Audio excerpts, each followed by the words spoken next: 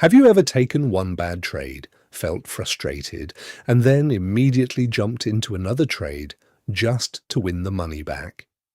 That is revenge trading, and it is one of the fastest ways to destroy both your account and your mindset. It starts with emotion, not logic. You feel angry, impatient, embarrassed, or desperate to recover, and before you know it, one small loss turns into a much bigger one. In today's video, we are breaking down how to stop revenge trading, regain emotional control, and protect your capital like a professional trader. The first step to stopping revenge trading is learning to recognize the emotional trigger. Revenge trading usually does not begin with the second trade. It begins with the feeling after the first loss.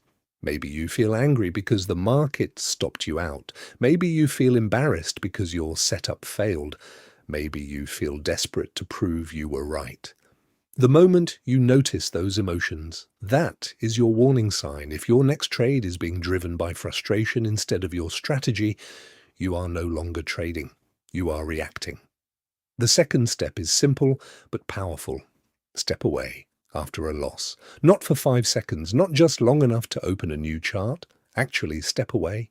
Stand up, breathe, get water, walk around, or leave the screen for a few minutes. Why?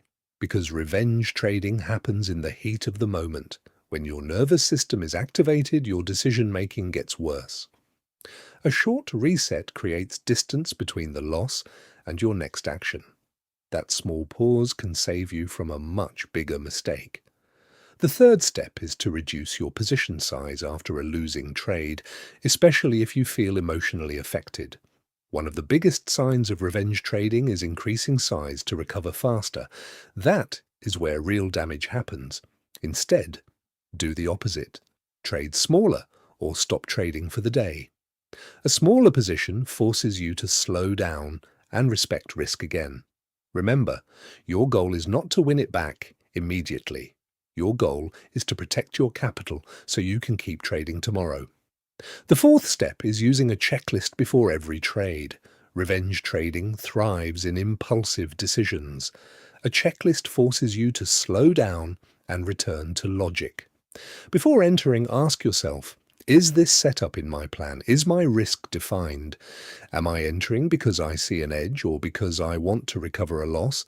If the trade does not pass your checklist, do not take it. Simple. A checklist turns trading from emotional guessing into structured execution. The fifth step is journaling the pattern. If revenge trading keeps happening, you need to study it honestly. What kind of loss triggers you the most? A stop loss? A missed trade? A fake breakout? What do you usually do right after? Increase size, enter too fast, ignore your rules. When you write this down, the pattern becomes visible. And once it becomes visible, it becomes easier to interrupt. A trading journal is not just for performance. It is for emotional accountability. To sum it up, revenge trading is not really about the market.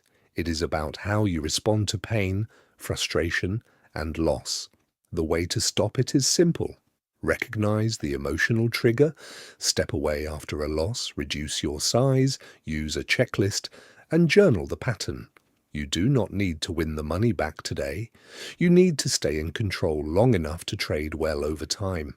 If you found this video helpful, like, subscribe, and comment below. What usually triggers your revenge trading? See you in the next video, and trade with discipline.